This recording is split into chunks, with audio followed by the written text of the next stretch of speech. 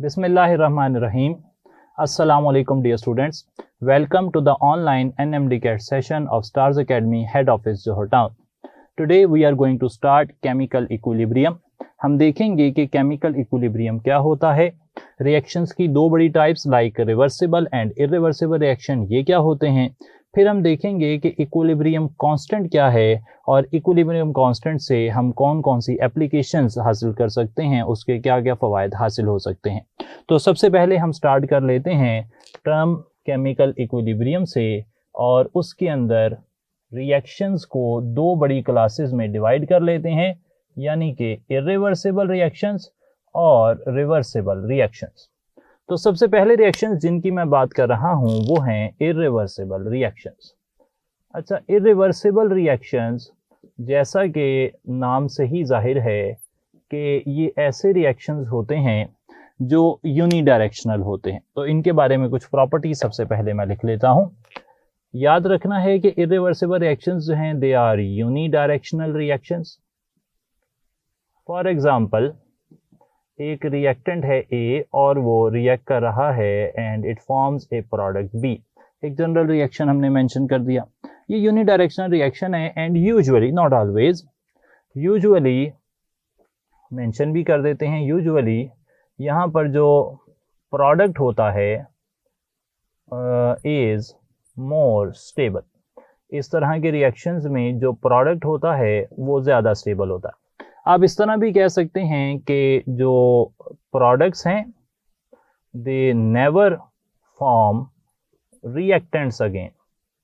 तो प्रोडक्ट्स बन तो जाते हैं लेकिन वो वापस रिएक्शन करके रिएक्टेंट नहीं बनाते। इरिवर्सिबल रिएक्शंस में there is never an equilibrium. उनमें कभी इक्विलिब्रियम भी नहीं आता क्योंकि रिएक्शन एक ही साइड पर जा रहा है, रिएक्टेंट से प्रोडक्ट की तरफ जा रहा है, तो यहाँ पर कभी भी इक्विलिब्रियम भी नहीं आएगा। तो यूजुअली इरिवर्सिबल रिएक्शंस की ये प्रॉपर्टीज़ हैं और इसके बिल्कुल ऑपोजिट अगर हम प्रॉपर्टीज़ की बात करते हैं तो वहाँ पर हमें नज़र आती हैं रिवर्सिबल रिएक्शंस की प्रॉपर्टीज़। अच्छा, रिवर्सिबल रिएक्शंस जो हैं इनकी प्रॉपर्टीज़ की अगर मैं बात करता हूँ तो रिवर्सिबल रिएक्शंस का जनरल जो वे ऑफ एक्शन है पहले हम उससे बात शुरू करते हैं और उसे ग्राफ से भी एक्सप्लेन कर लेंगे। Reversible reactions are like this कि इसमें एक रिएक्टेंट A और उसके moles small a B moles of B से मिलते हैं और वो प्रोडक्ट बनाते हैं C मोल्स ऑफ C और D moles of D।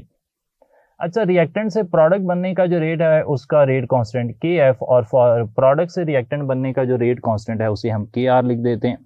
Reversible reactions जो हैं they proceed in both directions। तो रिवर्सिबल रिएक्शंस हमेशा दोनों ही डायरेक्शंस में चलते हैं, यानी कि ये फॉरवर्ड से बैकवर्ड और बैकवर्ड से फॉरवर्ड दोनों ही हालतों में जा रहे होते हैं।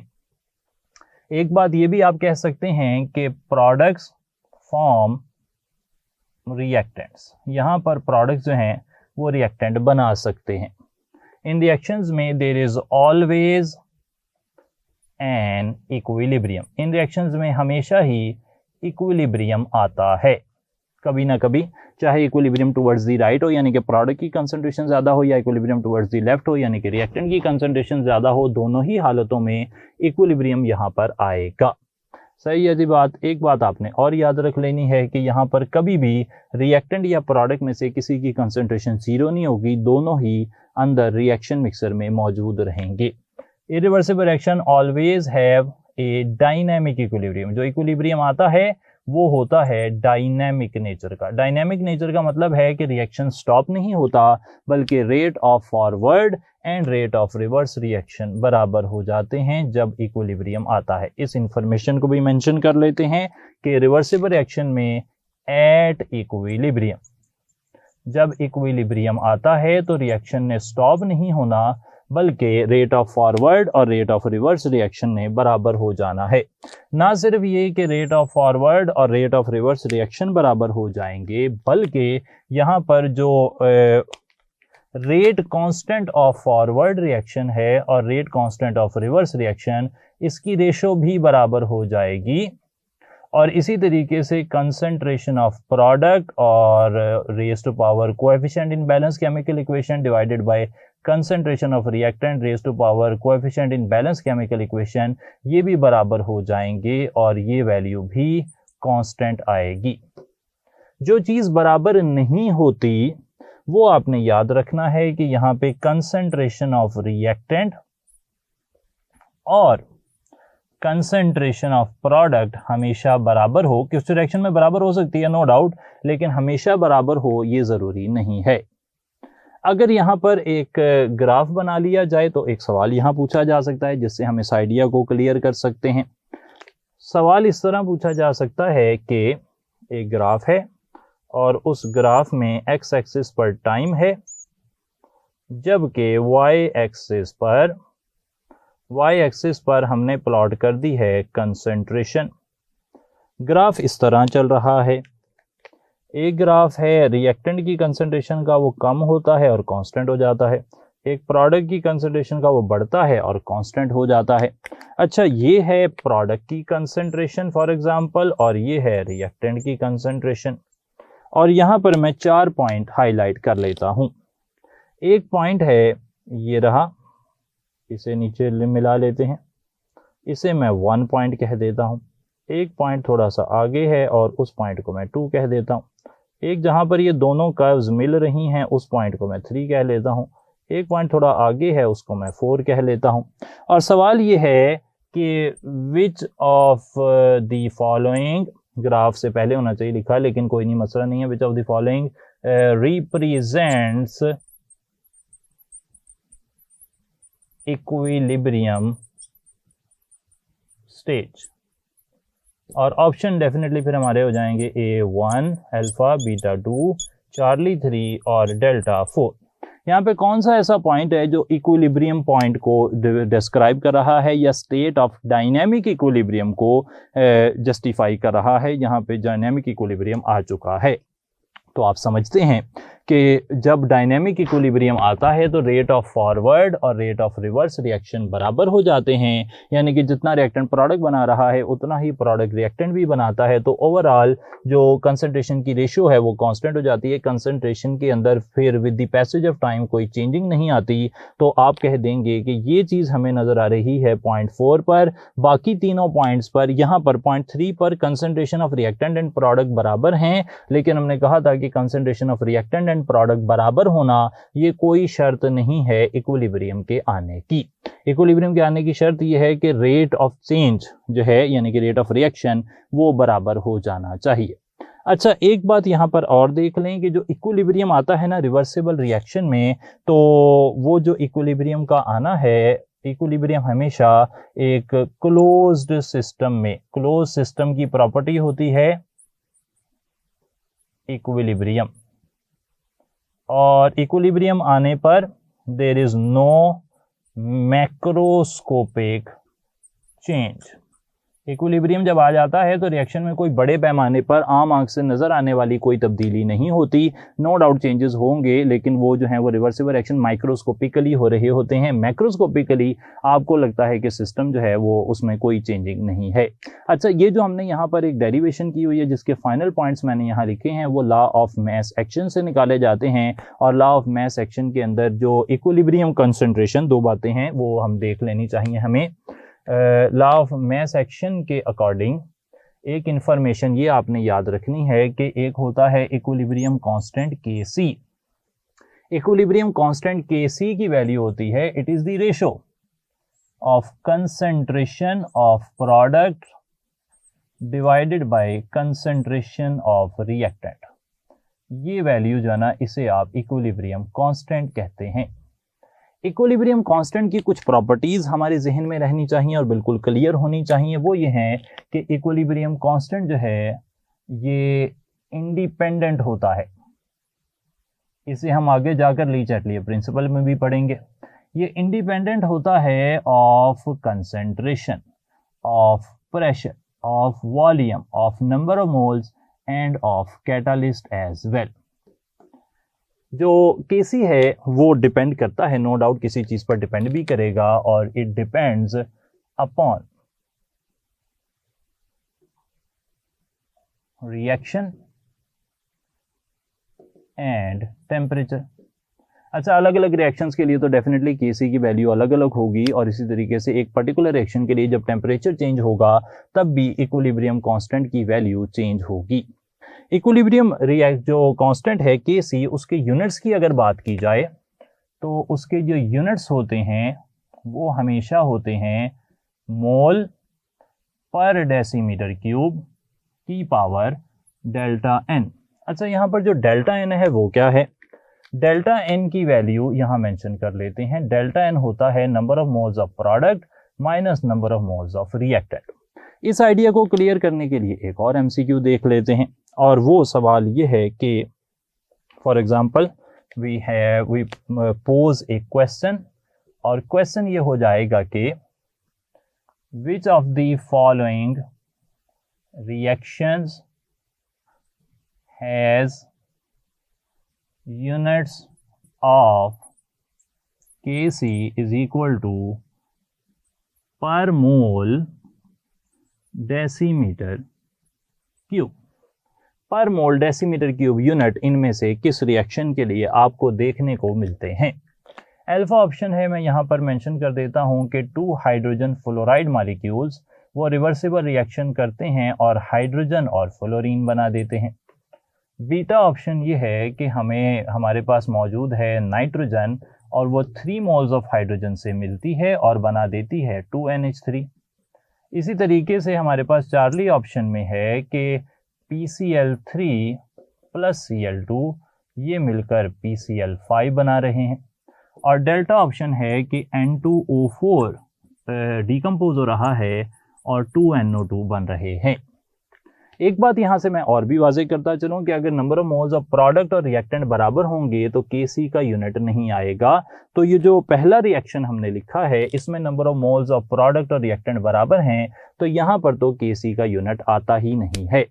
अब जरा देखें कि अगर जवाब पर मोल डेसीमीटर क्यूब आना है तो मोल पर डेसीमीटर क्यूब की पावर डेल्टा एन यकीनन रही होगी -1। सही है जी, -1 होगी तो बात बनेगी। -1 जवाब कब आता है कि अगर number of moles of product जो हैं वो फॉर एग्जांपल 1 है और number of moles of reactant 2 हैं, तो जवाब -1 आ जाएगा। अच्छा, ऐसा रिएक्शन जिसमें रिएक्टेंट के मोल प्रोडक्ट के मोल से 1 ज्यादा हों, उनके लिए Kc के यूनिट पर मोल डेसीमीटर क्यूब आते हैं। ये वाला रिएक्शन हमें मिल रहा है चार्ली ऑप्शन में। PCl3 प्लस Cl2 PCl5 बना रहे हैं। यहाँ पर रिएक्टेंट के मोल हैं 2, प्रोडक्ट का मोल है 1, 1 - 2 करते हैं -1, और जब पावर -1 होती है तो ये पर मोल डेसीमीटर क्यूब बन जाता है। यहाँ से आपने बहुत ज़्यादा कोशिश करनी है कि मुख्तलिफ रिएक्शंस के लिए आप Kc की वैल्यू निकालें, Kc के यूनिट्स पर्टिकुलरली निकालें। हमें फर्दर ये भी पूछा गया है कि Kc for some important reactions हमें आना चाहिए, तो कुछ इंपॉर्टेंट रिएक्शंस जो यहाँ पर लिखे हैं ना, यही असल में कुछ इंपॉर्टेंट रिएक्शंस भी हैं, और इनके लिए मुझे Kc की वैल्यू आनी चाहिए। तो Kc for some important reactions की बात कर लेते हैं आगे चलने से पहले। Important reactions like ammonia synthesis एक इंपॉर्टेंट रिएक्शन है, और PCl3 से डिसोसिएशन ऑफ PCl5 एक इंपॉर्टेंट रिएक्शन है। तो मैं स्टार्ट ले रहा हूँ फिलहाल अमोनिया सिंथेसिस से। अमोनिया सिंथेसिस की अगर बात करता हूं तो अमोनिया सिंथेसिस के अंदर Kc की वैल्यू जो है वो आती है concentration of product divided by concentration of reactant. आप इसे सॉल्व करते हैं तो 4x² v² over a - x into b - 3x whole cube, ये वैल्यू जो है हमें मिल जाती है। अमोनिया सिंथेसिस के अलावा अगर हम बात कर लेते हैं फॉर एग्जांपल एक और रिएक्शन की, और वो रिएक्शन है डिसोसिएशन ऑफ PCl5। तो PCl5 की डिसोसिएशन की अगर मैं बात करता हूं तो PCl5 की डिसोसिएशन में हमें देखने को मिलता है ये रिएक्शन, जिसमें PCl5 से रिवर्सिबल रिएक्शन में बनता है PCl3 और Cl2। सही होगा जी बात। तो अगर प्रोडक्ट के मोल ज़्यादा हो, यहाँ पर ये भी देखना है आपने, अगर रिएक्टेंट के मोल जो हैं वो ज़्यादा हो और प्रोडक्ट के मोल कम हो तो हमें वॉल्यूम की टर्म जो है वो ऊपर मिलेगी, जिसे आप कहते हैं न्यूमरेटर में मिलेगी। इसके मुकाबले में अगर रिएक्शन के अंदर, ये छोटे छोटे हिंट्स हैं काम आएंगे आपके, अगर रिएक्टेंट के मोल कम हो और प्रोडक्ट के मोल ज़्यादा हो तो फिर हमें वॉल्यूम टर्म मिलेगी डिनोमिनेटर में। तो यहाँ से हमें Kc की वैल्यू अगर हम लिखते हैं तो वो आती है x² over v into a minus x, ऐसे वैल्यू आ जाएगी। इसी तरीके से हम बात कर सकते हैं फॉर्मेशन ऑफ एस्टर की। फॉर्मेशन ऑफ एस्टर देख लें, फॉर्मेशन ऑफ एस्टर। अच्छा, एस्टर की फॉर्मेशन की अगर बात की जाए तो फॉर्मेशन ऑफ एस्टर होती है, फॉर एग्जांपल इस रिएक्शन से फॉर्मेशन ऑफ एस्टर की जा सकती है, लाइक एसिटिक एसिड है और उसे इथाइल अल्कोहल से मिलाया जाता है और यहाँ से बन जाता है इथाइल एसीटेट CH3COOC2H5 और साथ बन जाता है वाटर। यहाँ पर क्योंकि रिएक्टेंट और प्रोडक्ट के मोल्स बराबर हैं, Kc के यूनिट नहीं आएंगे। अगर रिएक्टेंट और प्रोडक्ट के मोल बराबर हों तो आपने याद रखना है कि अगर number of moles of product number of moles of reactant बराबर हों तो Kc के कोई यूनिट नहीं आते। फर्दर आपको वॉल्यूम और प्रेशर जो हैं उसकी कोई टर्म नहीं मिलती इन Kc वैल्यू। Kc की वैल्यू में ना वॉल्यूम होगा ना प्रेशर होगा, तो इस तरह की टर्म्स नहीं आएंगी। अगर मैं यहाँ पर Kc की वैल्यू लिखता हूँ तो Kc की वैल्यू आ जाएगी x² over a minus x into b minus x.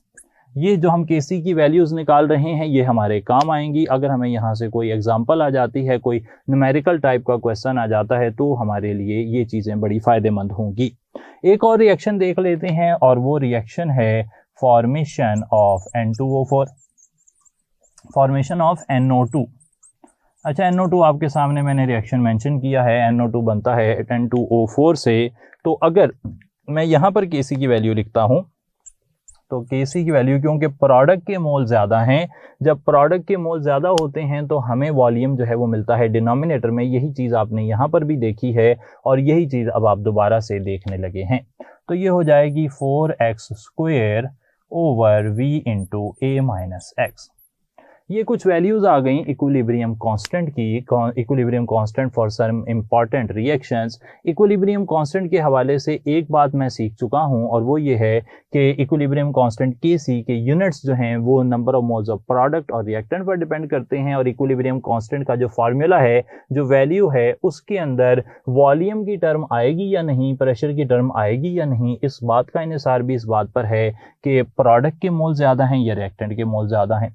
अगर प्रोडक्ट के मोल ज़्यादा होंगे तो वॉल्यूम डिनोमिनेटर में होगा, अगर रिएक्टेंट के मोल ज़्यादा में होंगे तो फिर वॉल्यूम जो है वो न्यूमरेटर में होगा, बटे के ऊपर होगा। इस चीज़ को हमने आगे जाकर एक्सप्लेन करना है ली-चैटलियर्स प्रिंसिपल में। और फिलहाल हम जो बात कर रहे हैं वो हमने यहाँ से कुछ और सवाल देख लेना है और वो सवाल को हल करते हुए हम चलेंगे जो एप्लीकेशंस हैं इक्विलिब्रियम कांस्टेंट की, उनकी तरफ। क्वेश्चन देखते हैं जी, the concentration of product in the following reaction. एक रिएक्शन है ए रिवर्सिबल रिएक्शन बी। एक सिंपल रिएक्शन से शुरू किया है, फिर थोड़ा कॉम्प्लिकेट करेंगे सिचुएशन को और देखेंगे कि आपकी अंडरस्टैंडिंग कहाँ तक पहुँच सकती है। Concentration of product in the following reaction is 0.2 moles per decimetre cube. Concentration mole per decimetre cube में होती है। While that of reactant is 0.1 molar. Molar का मतलब भी मोल पर डेसीमीटर क्यूब ही होता है। इसी को मोलैरिटी कहते हैं, इसी को एक्टिव मैस भी कहते हैं, इसी को कंसंट्रेशन भी कहते हैं। तो ये सब चीज़ें जो हैं ये इंटरकनेक्टेड हैं। अच्छा, at equilibrium the value of Kc would be. Kc की वैल्यू निकालनी है। Kc क्या होता है, कैसे निकाला जाता है? Kc होती है concentration of product divided by concentration of reactant. अच्छा, कंसंट्रेशन ऑफ प्रोडक्ट हमें कितनी दी गई है 0.2 और कंसंट्रेशन ऑफ रिएक्टेंट 0.1 है। आप डिवाइड करेंगे तो डेफिनेटली पॉइंट से कट जाता है और यहाँ पर दो जवाब आ जाता है। जैसा कि मैंने कहा, एक सिंपल क्वेश्चन से हमने बात शुरू की है। एक और सवाल देख लेते हैं। 1 mole of A reacts with 2 moles of B according to the following reaction to form C according to the following reaction. If equilibrium concentrations are, A की concentration है 0.5 मोलर, B की concentration है 1 मोलर या 1 मोल per decimetre cube और C की concentration है 2 molar, तो सवाल ये है कि Kc क्या होगा। अब हमें जो equilibrium constant expression for important reactions हमने लिखे थे उस बात को इस्तेमाल करना है, और उस बात को इस्तेमाल करते हुए मैं कहूँगा कि जो Kc की वैल्यू होती है ये रेशो होती है concentration of product divided by concentration of reactant. हमारे केस में जो प्रोडक्ट है वो है कंसंट्रेशन ऑफ C और रिएक्टेंट है कंसंट्रेशन ऑफ A, और उसकी पावर हो जाएगी 2 और कंसंट्रेशन ऑफ B आ जाएगा। तो हमने देखा कि जो बैलेंस केमिकल इक्वेशन का कोएफिशिएंट है वो रेट इक्वेशन में पावर भी बनता है। इस आइडिया को ही क्लियर करने के लिए मैंने यहाँ पर कोई कोएफिशिएंट नहीं रखे थे और यहाँ पर एक कोएफिशिएंट रख दिया है। अब C की वैल्यू मैं लगा देता हूँ, वो 2 है, A की वैल्यू है 0.5 और उसका स्क्वायर है, और B की वैल्यू जो है वो 1 है, उसका कोई स्क्वायर नहीं है। 0.5 का स्क्वायर अगर आप ले लेंगे तो ये 0.25 आ जाएगा। तो यहाँ से वैल्यू आ जाएगी 2/0.25 इंटू 1। डेफिनेटली आप पॉइंट को ख़त्म करते हैं तो यहाँ पर 100 आ जाएगा और वो 100 अगले स्टेप में ऊपर चला जाएगा। 25 1s are 25 और यहाँ पर 4 से मल्टीप्लाई करेंगे, 100 4 इंटू 2 8, तो यहाँ पर वैल्यू 8 आ जाएगी। एक बात मैं यहाँ पर और जस्टिफाई करना चाह रहा था जिसकी वजह से ये सवाल पूछा गया है कि जो स्टार्ट में वैल्यूज होती हैं ना, जो इनिशियल कंसंट्रेशंस दी गई होती हैं, they are of no use, उनका कोई काम नहीं है। जब भी कैलकुलेशन करनी है तो आपको इक्विलिब्रियम कंसंट्रेशन से ही कैलकुलेशन करनी है, और फार्मूला का रूल आपने याद रखना है कि जो बैलेंस केमिकल इक्वेशन का कोएफिशिएंट अगर कोई है तो उसे रेट इक्वेशन या इस इक्वेशन में Kc वाली इक्वेशन में इक्विलिब्रियम कांस्टेंट एक्सप्रेशन जिसे कहते हैं उसमें आपने पावर लाजमी बनाना है। अगर आप ये नहीं करेंगे तो काम सही नहीं चलेगा। अच्छा, एप्लीकेशंस ऑफ Kc वैसे तो 3 हैं। एक डायरेक्शन ऑफ रिएक्शन प्रेडिक्ट करता है, एक एक्सटेंट ऑफ रिएक्शन प्रेडिक्ट करता है, एक पोजीशन ऑफ इक्विलिब्रियम पर असर भी बताता है। वो हम इंशाल्लाह ली चैटलियर्स प्रिंसिपल के साथ मिलाकर पढ़ लेंगे। फिलहाल हम पहले 2 पढ़ लेते हैं, और वो है application of Kc in determining the direction of reaction. Kc क्या है, मैंने अभी बताया कि Kc is the ratio of concentration of product to reactant at equilibrium. मिसाल के तौर पर एक रिएक्शन है और वो जो लेबॉर्ट्री में किसी भी साइंटिस्ट ने करवाया है और पता लग गया है उसे कि उस रिएक्शन की Kc की वैल्यू, जस्ट इमेजिन उस रिएक्शन की Kc की वैल्यू जो है वो है 10। अब आप उस रिएक्शन को दोबारा लेबॉर्ट्री में परफॉर्म करते हैं तो हो सकता है कि उसका इक्विलिब्रियम आने में 3 घंटे लगते हों। अब आपने उस रिएक्शन को शुरू होते ही उसके 10 मिनट बाद उसका रिएक्टेंट और प्रोडक्ट की कंसंट्रेशन नोट कर ली, तो आपको प्रोडक्ट की कंसंट्रेशन भी मिल गई कुछ ना कुछ और रिएक्टेंट की कंसंट्रेशन भी मिल गई कुछ ना कुछ। इस वैल्यू को, अब ये इक्विलिब्रियम पर वैल्यू तो नहीं है और ये वैल्यू डेफिनेटली 10 के बराबर तो नहीं होगी क्योंकि अभी तो रिएक्शन शुरू हुआ है।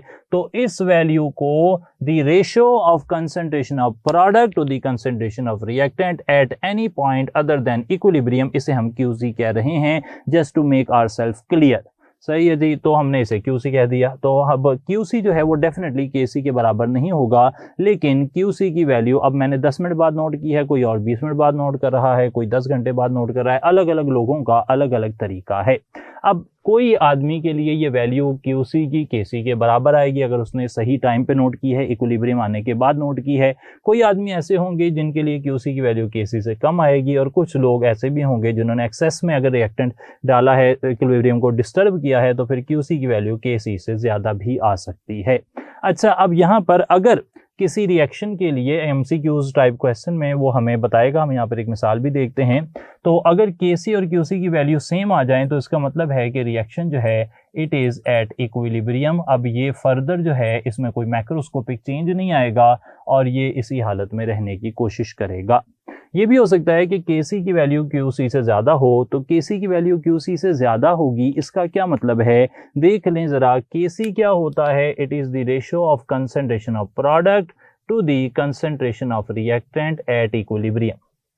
एट इक्विलिब्रियम अगर वैल्यू, गौर करें, एट इक्विलिब्रियम अगर वैल्यू जो है वो ज़्यादा है Kc की, तो Kc की वैल्यू ज्यादा कब आती है, जब न्यूमरेटर ज्यादा होता है। इसका मतलब है न्यूमरेटर ज्यादा है और हमारा जो QC है वो कम है, यानी कि एक्चुअल इक्विलिब्रियम मिक्सर में न्यूमरेटर छोटा है, और जब इक्विलिब्रियम आ जाता है, असल में जब आएगा तो फिर जो प्रोडक्ट की कंसंट्रेशन है वो ज्यादा है। इसका मतलब है कि फिलहाल 10 मिनट बाद या 20 मिनट बाद या 30 मिनट बाद प्रोडक्ट की कंसंट्रेशन जितनी इक्विलिब्रियम पर होती है उससे कम है, इसका मतलब है कि प्रोडक्ट को मजीद बढ़ना चाहिए, प्रोडक्ट का इजाफा होना चाहिए। और प्रोडक्ट का इजाफा कब होगा? जब रिएक्शन जो है वो फॉरवर्ड डायरेक्शन में जाएगा। तो सिंप्लीफाई कर लेते हैं कि अगर Kc की वैल्यू Qc से ज़्यादा हो तो फिर रिएक्शन फॉरवर्ड डायरेक्शन में जाता है। इसी तरीके से अगर Qc की वैल्यू ज़्यादा आ रही है, Qc की वैल्यू ज़्यादा आने का मतलब ये है कि जो प्रोडक्ट की कंसंट्रेशन है वो जितनी एक्सपेक्टेड है एट इक्विलिब्रियम उससे भी ज़्यादा है। तो अगर प्रोडक्ट ज़रूरत से ज़्यादा होगा तो प्रोडक्ट को कम होना पड़ेगा to achieve the Kc value which is a constant. और हमने थोड़ी देर पहले कहा था कि Kc कांस्टेंट है, Kc चेंज नहीं होता, जो मर्जी होता रहे। तो फिर Qc अगर प्रोडक्ट की कंसंट्रेशन हमारी एक्सपेक्टेशन से ज़्यादा आ रही है तो फिर उसे कम होना चाहिए। और वो कम कैसे होगा? जब वो प्रोडक्ट जो है वो वापस रिएक्टेंट बना देगा। तो यहाँ से हम नोट कर लेंगे कि अब यहाँ पर रिवर्स रिएक्शन होना चाहिए। तो हमने 3 इंपॉर्टेंट केसेस यहाँ देख लिए। Kc और Qc बराबर हैं तो रिएक्शन इक्विलिब्रियम में है। अगर Kc की वैल्यू ज़्यादा आ जाती है, यानी कि प्रोडक्ट एक्सपेक्टेड हम ज़्यादा कर रहे थे, अभी तक उतना प्रोडक्ट नहीं बना, तो इसका मतलब है कि मज़ीद फॉरवर्ड रिएक्शन होगा। और अगर Kc की वैल्यू Qc से कम हो जाए, यानी कि प्रोडक्ट हमारे पास ज़्यादा है और एक्सपेक्टेड था कि उसे कम होना चाहिए, तो फिर वो रिवर्स रिएक्शन करेगा। इसी तरीके से एक्सटेंट ऑफ रिएक्शन की बात भी की जा सकती है। एक्सटेंट ऑफ रिएक्शन की बात करने से पहले एक सवाल देख लेते हैं, हमने नोट किया आपके लिए।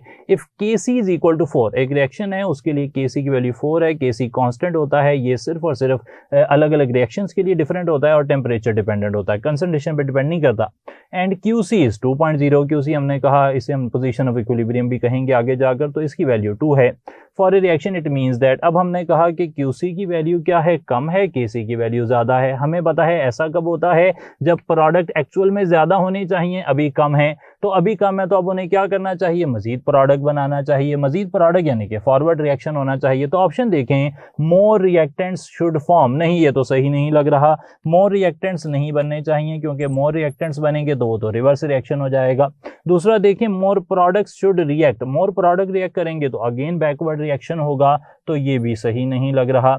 अच्छा, the reaction is at equilibrium, जी नहीं, इक्विलिब्रियम में तो तब आता है जब दोनों वैल्यूज बराबर होती हैं। तो फिर लास्ट ऑप्शन सही लग रहा है कि more reactants should react. More reactant react करेंगे तो फिर फॉरवर्ड रिएक्शन होगा और जितना प्रोडक्ट बनना चाहिए उतना ही प्रोडक्ट आखिरकार बन जाएगा। तो डेल्टा ऑप्शन यहाँ पर सही हो जाएगा।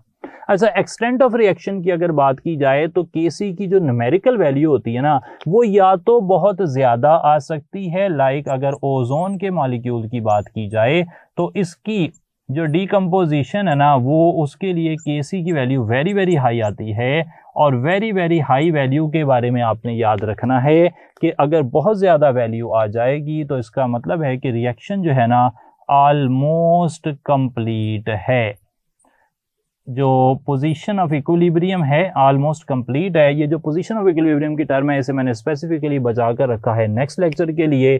तो पोजीशन ऑफ इक्विलिब्रियम के हवाले से क्या बात है उस पर हम कल काफ़ी तफसील में बात करेंगे। अभी के लिए याद रख लें कि अगर extent of reaction very high है, जो Kc की वैल्यू है वेरी हाई है, तो इसका मतलब है कि रिएक्शन ऑलमोस्ट कंप्लीट है। रिएक्शन मिक्सचर के अंदर आप ऐसे भी कह सकते हैं कि जो प्रोडक्ट की कंसंट्रेशन है वो रिएक्टेंट की कंसंट्रेशन के मुकाबले में काफ़ी ज़्यादा है। दूसरी तरफ अगर वेरी लो आ जाए Kc की वैल्यू, इसमें हम मिसाल देंगे हाइड्रोजन फ्लोराइड की डीकम्पोजिशन जो कि बहुत ही कम होती है हाइड्रोजन और फ्लोरीन के अंदर, इवन एट 2000 डिग्री सेंटीग्रेड, और ये वैल्यू आती है 10⁻⁻13 एट 2000 डिग्री सेंटीग्रेड। तो ये वैल्यू हमें बता रही है कि यहाँ पर ऑलमोस्ट नो या वेरी लेस फॉरवर्ड रिएक्शन यहाँ पर हो रहा है। और वेरी लेस फॉरवर्ड रिएक्शन कब होता है? जब रिएक्टेंट की कंसंट्रेशन यहाँ बहुत ज़्यादा होगी एज कंपेयर टू प्रोडक्ट्स, बहुत ज़्यादा होगी रिएक्टेंट की कंसंट्रेशन। आप ये भी कह सकते हैं कि जो हमारा रिएक्टेंट है वो रिलेटिवली ज़्यादा स्टेबल है, जबकि प्रोडक्ट जो हैं वो इतने स्टेबल यहाँ नहीं हैं, तभी तो रिएक्शन प्रोडक्ट नहीं बना रहा। तीसरी वैल्यू हो सकती है नीदर हाई नॉर लो। अगर ऐसी सिचुएशन हो, बहुत ज़्यादा हाई भी नहीं है बहुत ज़्यादा लो भी नहीं है, तो इसका मतलब है कि कंसंट्रेशन ऑफ प्रोडक्ट जो है it is somewhat closer in numerical value to concentration of reactant. अब यहाँ पर नो एप्रिशिएबल, आप ऐसे भी कह सकते हैं no appreciable forward reaction, reactant product बना तो रहे हैं लेकिन मतलब इतना ज़्यादा कोई फ़ायदा नहीं है उन्हें प्रोडक्ट बनाकर, तो नो एप्रिशिएबल फॉरवर्ड रिएक्शन यहाँ पर होगा। तो ये 3 केसेस हमने आपके सामने रखे। इस हवाले से एक बात और यहाँ पर हम सवाल पूछ लेते हैं और वो ये है कि a very high KC predicts. अच्छा, केसी की वैल्यू वेरी हाई, ये देखें हमने यहाँ पर लिखा हुआ है वेरी हाई केसी का मतलब है कि रिएक्टेंट जो हैं वो तो बिल्कुल स्टेबल नहीं है, प्रोडक्ट बहुत स्टेबल हैं और प्रोडक्ट की कंसंट्रेशन रिएक्टेंट से बहुत ज़्यादा है। Alpha no forward reaction. अच्छा, फॉरवर्ड रिएक्शन नहीं होगा, नहीं ये तो नहीं है बात, फॉरवर्ड रिएक्शन तो होगा। No reverse reaction, reverse reaction नहीं हो रहा, नहीं ऐसा नहीं है, रिवर्स रिएक्शन हो रहा है लेकिन रिवर्स रिएक्शन की स्पीड कम है, फॉरवर्ड रिएक्शन की स्पीड बहुत ज़्यादा है रिलेटिवली, इसलिए रिएक्शन आगे की तरफ जा रहा है।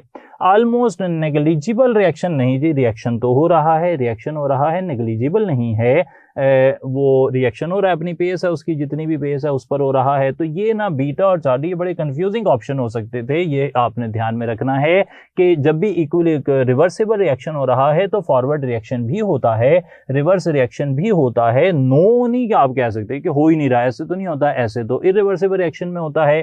तो फिर यहाँ पर हम कह सकते हैं कि ऑलमोस्ट कंप्लीट रिएक्शन है, रिएक्शन तकरीबन मुकम्मल हो चुका है। लेकिन तकरीबन मुकम्मल का मतलब ये है कि जितना जो प्रोडक्ट है वो वापस आने की कोशिश करता है उससे ज़्यादा प्रोडक्ट दोबारा बन जाता है। यानी कि इस पर्टिकुलर रिएक्शन के लिए मैं एरोज ऐसे भी लगा सकता हूँ, ये देखें जी, ये एरो ज़्यादा अच्छे हो गए, ये देखें। अब यहाँ पर ओजोन से ऑक्सीजन बनने को मैंने ऐसे शो कर दिया और यहाँ पर फ़र्क क्या पता लगा कि जी फॉरवर्ड रिएक्शन का रेट बहुत ज़्यादा है, रिवर्स रिएक्शन ज़ीरो नहीं है लेकिन उसकी मिकदार रिलेटिवली कम है, इसलिए हमें प्रोडक्ट बनते ज़्यादा नज़र आ रहे हैं, रिएक्टेंट बनते कम नज़र आ रहे हैं। और we say that equilibrium mixture में ऑक्सीजन ज़्यादा है तो reaction is almost complete. Complete फिर भी नहीं कहेंगे, कहेंगे ऑलमोस्ट कंप्लीट।